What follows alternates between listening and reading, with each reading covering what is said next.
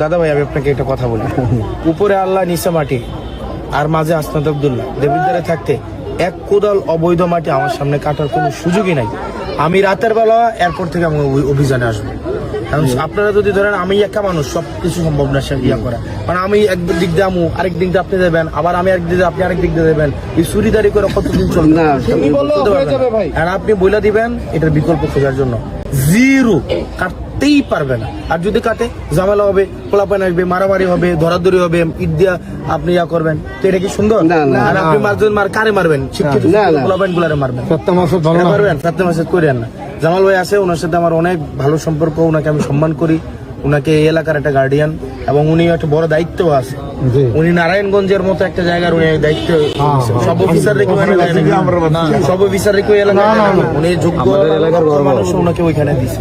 তো যাই হোক উনি আপনাদেরকে বুঝাবে, আপনারা ওনার কথাটা একটু শুনেন এই আর কি। আর ঈদের দিন আমার ভাই বাচ্চা কাচ্চা আছে, মানে নতুন বিয়ে করছি, নতুন বাচ্চা হয়েছে। জোরবাগর গ্রাম থেকে আপনাকে ইন্স্যুরেন্স করতে তো ইনশাল্লাহ এক কোদাল মাটিও কাটবেন আপনার কথা। উনি কিন্তু এই এলাকার একদম সবচেয়ে গ্রহণযোগ্য মানুষ, উনি কিন্তু কথাটা দিচ্ছে। যদি মাটি কাটে এই ছবি উনার কাছে পাঠাবো ইনশাল্লাহ।